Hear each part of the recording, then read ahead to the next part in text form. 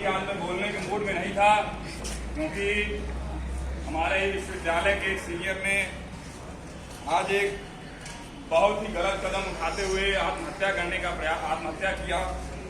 तो मैं अभी उसी पोस्टमार्टम हाउस से आकर आ रहा हूं, तो मुझे बोलने की कोई हिम्मत नहीं हो रही है। लेकिन कई दिनों से इस ऑनलाइन और ऑफलाइन के इस मुद्दे पर जो आप लोगों ने ये लड़ाइयां जारी रखी हैं, उस लड़ाई के प्रति आपके हौसले को मैं सलाम करता हूं। इस विश्वविद्यालय प्रशासन ने सदैव इस विश्वविद्यालय प्रशासन का एक निकम्मा रवैया हमेशा ही छात्रों के प्रति प्रदर्शित किया जाता रहा, और इस बार भी विश्वविद्यालय प्रशासन ने वही रवैया अपनाने का कार्य किया। जब कोरोना में सारी चीजें बाधित थी, उस वक्त में सारी पढ़ाइयां ऑनलाइन हुई, उसकी परीक्षाएं ऑनलाइन हुई। हमने उसका समर्थन किया और उसी को लेकर इसी जगह पर पिछली बार भी प्रॉक्टर महोदय को घेरने का कार्य हम लोगों ने किया था, और प्रॉक्टर महोदय ने अपने ही स्वयं की जुबान से विश्वविद्यालय के निकम्मेपन और नकारेपन को प्रदर्शित किया, ये बताते हुए कि विश्वविद्यालय प्रशासन के पास ऑनलाइन के माध्यम के अलावा जो ऑफलाइन का विकल्प होता है, वो ऑफलाइन की सुविधाएं वाली यहाँ पर सुविधाएं नहीं। विश्वविद्यालय के पास शिक्षकों की कमी थी, विश्वविद्यालय के पास संसाधनों की कमी थी, यहां तक कि विश्वविद्यालय के पास छात्रों को पढ़ाने के लिए जो रिसर्च स्कॉलर्स होते हैं उनकी तक कमी थी। उन सारी कमियों को उजागर किया गया। उन सारी कमियों को लेकर डॉक्टर DSW हो, रजिस्ट्रार हो, चाहे ऋषि महोदय हो, उन तक ज्ञापन सौंपने का कार्य किया गया। लेकिन विश्वविद्यालय प्रशासन के कानों पर कोई जू देखता हुआ नजर नहीं आया। और आप चूंकि फर्स्ट ईयर या सेकेंड ईयर के छात्र होंगे, आप विश्वविद्यालय में हो सकता हो कोई पहले ही साल जो है विश्वविद्यालय को देख रहा हो। इस विश्वविद्यालय की इमारतों ने तमाम छोटे से लेकर बड़े मुद्दों को लेकर अपनी कुर्बानियां दी, और इस बार भी अगर परीक्षा और पढ़ाई दोनों का माध्यम एक होना चाहिए, हमारी मांग यही। अगर पढ़ाई ऑफलाइन हुई है तो परीक्षा भी ऑफलाइन हुई, लेकिन अगर पढ़ाई ऑनलाइन हुई है तो परीक्षा भी हम किस माध्यम से देंगे? ऑनलाइन माध्यम से देंगे। और यह स्पष्ट बात है, अगर विश्वविद्यालय प्रशासन के कानों पर जूं नहीं रेंग रहा हो तो वो पिछली बार के 13 दिन के आमरण अनशन को भी याद कर सकता है। उस 13 दिन के आमरण अनशन में विश्वविद्यालय प्रशासन हमारे घुटनों पर सामने झुक गया और उसे हमारी मांगों को तो अगर विश्वविद्यालय प्रशासन इस गलतफहमी में है, इस बदगुमानी में है कि वो अपने फैसलों को हमारे ऊपर थोप कर आराम से एसी के कमरों में बैठकर चाय और बिस्कुट का नाश्ता कर रहे होंगे, समोसे का ऑर्डर दे रहे होंगे, तो हमें भी अपने ऊपर हमें भी ये जिद है कि हम इसी धूप में बैठकर, हम इसी सड़क पर बैठकर तुम्हारे एसी कमरों का मुकाबला करेंगे। बिल्कुल। और एक 2 लाइन वाला बड़ा मशहूर किसी छात्र ने कहा था कि क्या कहता हूँ, पढ़ाई करेंगे रूम पर, पढ़ाई हुई है जूम पर, परीक्षा देंगे रूम पर।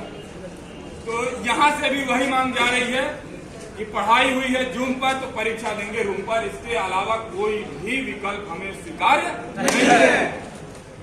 और इस बात को लेकर कभी कभी प्रॉक्टर महोदय को मैं देखता हूं तो बड़ी हंसी आती। ये प्रॉक्टर महोदय वही हैं जब अपने ही विभाग के एक रिसर्च स्कॉलर के मुद्दे पर वर्ष 2014 में इनको एक बार प्रॉक्टर ऑफिस में घेर लिया गया। मैं उस प्रकरण का साक्षी हूं, इसलिए ये बात बताना चाहता हूं। आप नए होंगे, आपको भी ये बातें जाननी चाहिए। उस शोध छात्र के साथ वो शोध छात्र परीक्षा सूची में दूसरे नंबर पर था, लेकिन यही माननीय हर्ष महोदय अपने किसी करीबी जो कि लिस्ट से बाहर थे, उनको यह जबरदस्ती करवाकर टॉप रैंक पर करवाए। किसी तरह जो है झोल झाल, समझ रहे ना, उस चीज को लेकर हमने यही हर्ष महोदय का घेराव किया। और उस विभागाध्यक्ष का कमरा भी मुझे मालूम है, प्राचीन इतिहास विभाग विभागाध्यक्ष का वह कमरा जहां प्रॉक्टर महोदय बैठे, हर्ष कुमार महोदय बैठे थे।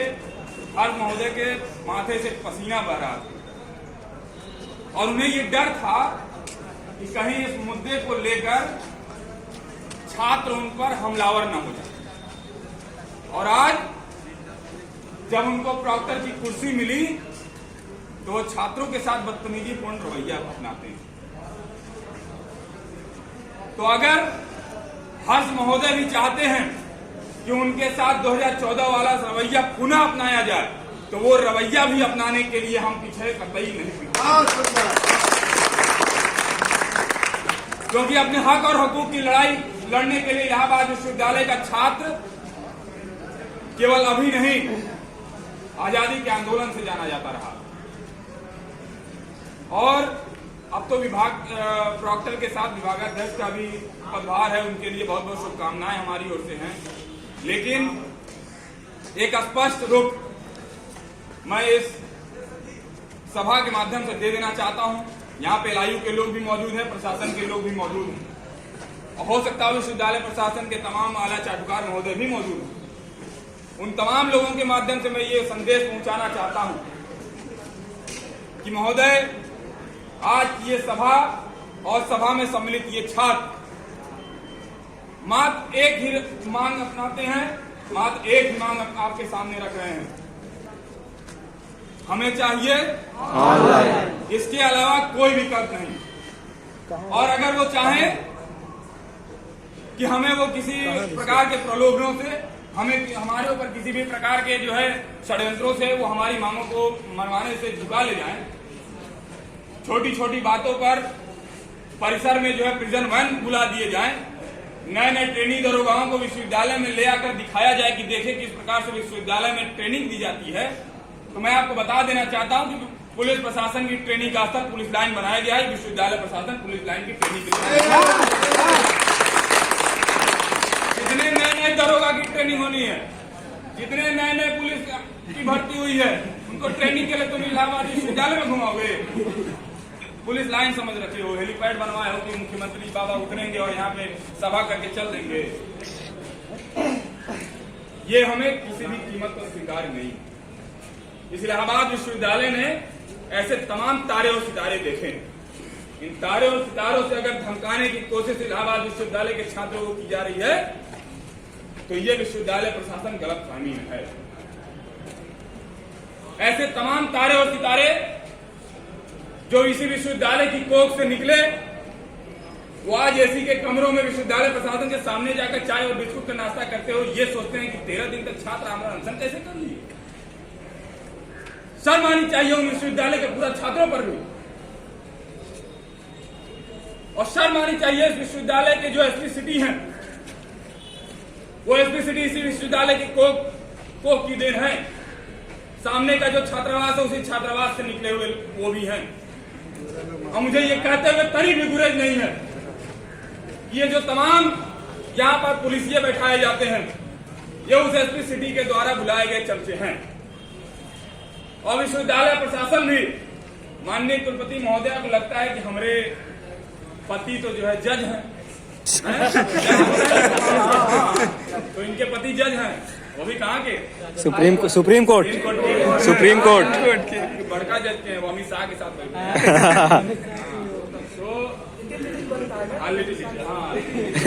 तो पति जज हैं और मैडम बीसी हैं। बीसी का प्रोटोकॉल किसका होता है? राष्ट्रपति का। केंद्रीय विश्वविद्यालय है ना, हाँ, तो राष्ट्रपति का प्रोटोकॉल हुआ।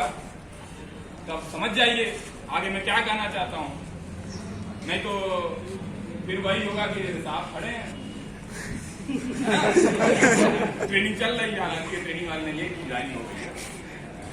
तो मेरा देखिए, मेरा कहना स्पष्ट, पीछे भी लोग बैठे हैं, आगे भी लोग हैं, ग्राउंड में भी तमाम लोग। मेरा कहना स्पष्ट है कि अगर छात्रों ने ये मांग रखी है कि पढ़ाई और परीक्षा दोनों एक माध्यम में होना चाहिए, तो पढ़ाई और परीक्षा एक माध्यम से होना चाहिए बस। विश्वविद्यालय में आप लोग नए हैं, कितने लोग फर्स्ट ईयर के हैं जो पहली बार विश्वविद्यालय आए? हाँ, मैंने सेकेंड ईयर वाले भी आप पहली बार आए हैं। मैंने कितने लोग पहली बार विश्वविद्यालय, ये बताएं जो पहली साल आए, पहली साल।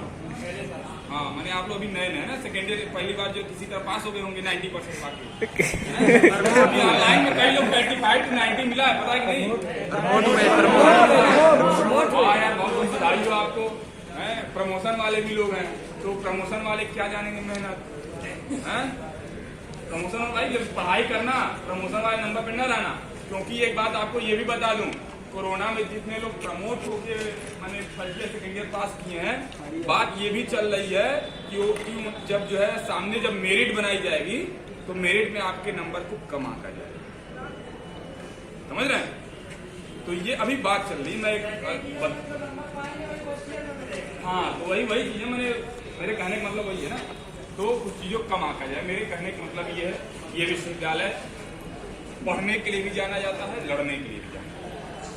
आपके कंधों पर अगर बैग है तो आपके जो ये जेब होती है, इसमें एक कलम भी होनी चाहिए। ये कलम आपकी ताकत का एहसास कराए, और यकीन मानिए इनके कमर में जो पिस्टल है ना, उससे ज्यादा ताकतवर है, उससे ज्यादा ताकतवर है आपकी कलम। और हो सकता हो भविष्य में इसी कलम के द्वारा आप कहीं किसी जिले की जो है दिशा तय कर रहे होंगे। आप ही में से तो कोई डीएम और एसडीएम बन के आगे निकलेगा। हमने तो ये कह दिया कि हम तो नेता बने, डीएम और एसडीएम आप बनाइए, साथ में मिलकर जो है देश चलाएंगे, ठीक है? साथ में मिलकर देश चलाएंगे। लेकिन फिलहाल अगर आप प्रमोट होकर अगले कक्षाओं में गए हैं, अगर आप नए नए विश्वविद्यालय में आए हैं, विश्वविद्यालय को समझिए, विश्वविद्यालय की प्रथा को समझिए, विश्वविद्यालय के तमाम आपके अग्रजों ने जो कुर्बानियां दी हैं उसको समझिए। और एक बात स्पष्ट बता दूं भाई, तमाम छात्र नेता महोदय आप लोग हैं, इस बात को मैं यहाँ बहुत ही जिम्मेदारी के साथ कह रहा हूं कि आज ये आंदोलन ऑनलाइन और ऑफलाइन को लेकर है।